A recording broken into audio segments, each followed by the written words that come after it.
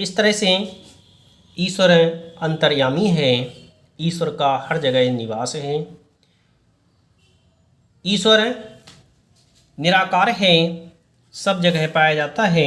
उसे हमें किसी विशेष स्थान पर तलाश करने की कोई भी आवश्यकता नहीं है। दूसरे पद में कबीरदास जी कहते हैं, संतो भाई आई ज्ञान की आंधी रे, ब्रह्म की टाटी सवै उड़ानी, माया रहे न बांधी रे, हित चित्त की दुई थुनी गिरानी, मुँह वलिंडा टूटा, तृष्णा छानी परिघर ऊपर, कुवध क्या भांडा फूटा, जोग जुगत कर संतो बांधी, निर्चू चुबय न पानी, कूड़ कपट काया का निक्स्या, हर की गति जब जानी, आंधी पीछे जो जल बूठा, प्रेम हरिजन भीना, कहे कबीर भान के प्रकटे, उदित भय तम खीना।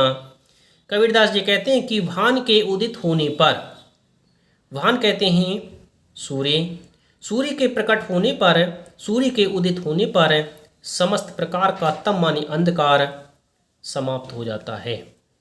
समस्त प्रकार का अंधकार समाप्त हो जाता है यदि मनुष्य के अंदर ज्ञान की प्राप्ति होती है, ज्ञान जागृत होता है, तो उसके अंदर समस्त प्रकार की अज्ञानता नष्ट हो जाती है। उसी तरह से नष्ट हो जाती है जैसे सूर्य के उदित होते ही समस्त प्रकार का अंधकार समाप्त हो जाता है।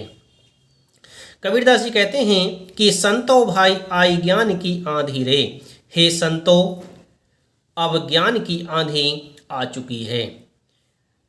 हे संत पुरुषों, ज्ञान की आंधी आ चुकी है। कबीरदास जी की भक्ति ज्ञान मार्गी भक्ति थी। वे ज्ञान को महत्व देते हुए कह रहे हैं कि हे संतो, ज्ञान की आंधी चल पड़ी है। ज्ञान की आंधी से संदेह की टाटी उड़ गई, भ्रम की टाटी, भ्रम कहते हैं संदेह के लिए, ज्ञान की आंधी चलने से भ्रम की टाटी उड़ गई। टाटी कहते हैं एक प्रकार से छप्पर।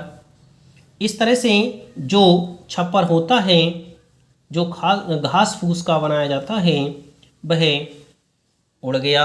जिस तरह से आंधी आती है तो वह उड़ जाता है, उसी तरह से ज्ञान रूपी आंधी के आने से भ्रम रूपी टाटी पूरी तरह से उड़ गई। टाटी एक प्रकार से टाट भी कह सकते हैं, जो हम छप्पर के रूप में बना लेते हैं। माया रहे ना बांधी रहे, और माया से हमने जो बंधन लगाए थे वो बंधन भी ज्ञान रूपी आंधी में उड़ गए।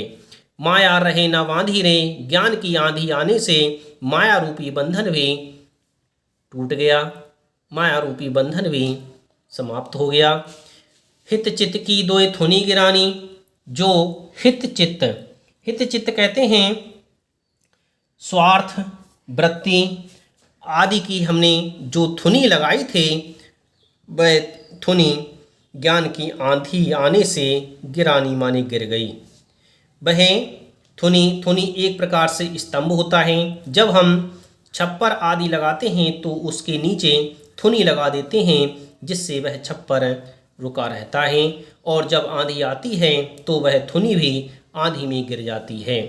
इस तरह से कबीरदास जी कहते हैं, जो आपने चित्त वृत्तियों, चंचलताओं या लालच, स्वार्थ आदि की जो थुनी लगाई है, वह ज्ञान रूपी आंधी आने से गिर गई, और मुँह वलिंडा टूटा रे, और मुँह रूपी वलिंडा टूट गया।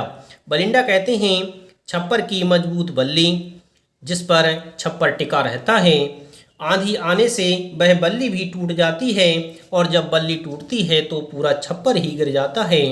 उसी तरह से कबीरदास जी कहते हैं कि मोह रूपी जो वलिंडा लगाया था, वह भी ज्ञान की आंधी आने से टूट गया। तृष्णा छानी परिघर ऊपर, कुबद का भांडा फूटा। कबीरदास जी कहते हैं कि तृष्णा कहते हैं लालच छानी पर घर ऊपर। छानी कहते हैं छावन, जो हम ऊपर छाते हैं, तो ऐसी तृष्णा रूपी छावन पर घर ऊपर, जो घर के ऊपर लगी हुई थी, वह भी ज्ञान की आंधी आने से उड़ गई। कुबधि का भांडा फूटा, और जो कुबधि अर्थात कुबुद्धि, दुर्गति का भांडा, भांडा कहते हैं भेद, फूटा माने फूट गया या खुल गया। जो कुबुद्धि का भांडा था, बर्तन था, वह भी ज्ञान की आंधी आने से टूट गया।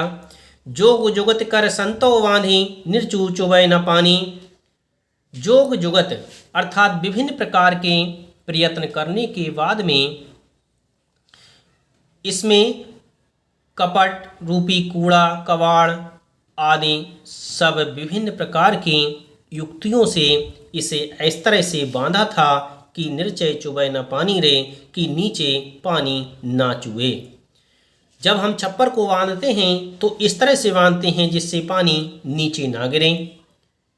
तो कबीरदास जी कहते हैं कि हमने जोग जुगत विभिन्न प्रकार की युक्तियां करके, विभिन्न प्रकार के कार्य करके हमने जो बंधन बांधे थे, जिससे इससे कोई भी पानी ना चुगे, वह समस्त प्रकार के बंधन टूट गए। कूड़ कपट काया का निक्ष्या, हर की गति जब जानी।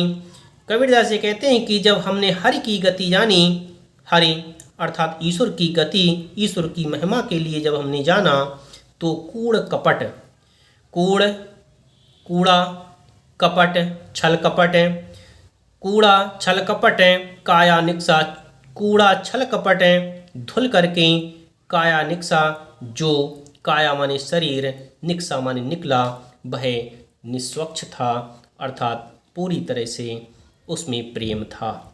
और यह तब हुआ जब हरि की गति के लिए हमने जाना, हरि की महिमा के लिए जब हमने जाना। हरि की महिमा से शरीर में कूड़ा करकट, विभिन्न प्रकार के विषय वासनाएं सब समाप्त हो गईं और एक नए शरीर का विकास हुआ। आंधी पीछे जो जल उठा, हरे प्रेम हरिजन जा भीना। आंधी के पीछे जिस तरह से जल बरसता है, आंधी के आने के बाद जो जल बरसता है, उससे समस्त प्रकृति गीली हो जाती है। उसी तरह से कबीरदास जी कहते हैं कि ज्ञान रूपी आंधी के पीछे हरि रूपी प्रेम का जो जल बरसा, उससे जन भीना, समस्त जन पूरी तरह से भीग गया। पूरी तरह से मनुष्यों में प्रेम की भावनाएं जागृत हो गईं। मनुष्य प्रेम में सराबोर हो गया, प्रेम में पूरी तरह से भीग गया। कहे कबीर भान के प्रकटे, उदित भया तम खीना। कबीरदास जी कहते हैं कि ज्ञान रूपी सूर्य के उदित होने पर अज्ञान का अंधकार पूरी तरह से नष्ट हो गया। इस तरह से कबीरदास जी कहते हैं कि हे संतो, ज्ञान की आंधी चल पड़ी है। ज्ञान की आंधी से संदेह की टाटी उड़ गई, माया बंधी ना रह गई, मुक्त हो गई। स्वार्थ वृत्ति के खंभे ढह गए, मोह का बड़ीला पूरी तरह से टूट गया। तृष्णा की झोपड़ी उलट पड़ी, कुमति का भांडा पूरी तरह से फूट गया और युगत कर जो बांधा था वह भी पानी में पूरी तरह से धुल गया। जोग जुगत करके बांधा था जिससे पानी ना टपके, वह भी ज्ञान की आंधी आने से पूरी तरह से समाप्त हो गया। कूड़ कपट अर्थात शरीर का कूड़ा कबाड़ पूरी तरह से बह गया। यह तभी हुआ जब ईश्वर की गति के लिए समझा था। आंधी आने के बाद जो जल मिला, उसी प्रेम ने ईश्वर भक्त पूरी तरह से सराबोर हो गया। उसी प्रेम में ईश्वर पूरी तरह से सराबोर हो गया। कहे कबीर भान के प्रगटे, कबीरदास जी कहते हैं कि ज्ञान रूपी सूर्य के उदित होने पर अज्ञान का अंधकार पूरी तरह से समाप्त हो गया। इस तरह से मैंने आपको दूसरा पद अच्छी तरह से समझा दिया। मुझे विश्वास है कि आपने दोनों पदों को अच्छी तरह से समझा होगा। अब मैं आपको इस पाठ की प्रश्नावली हल कराऊंगा, जिसे आप ध्यान से अपनी कॉपी में लिखेंगे।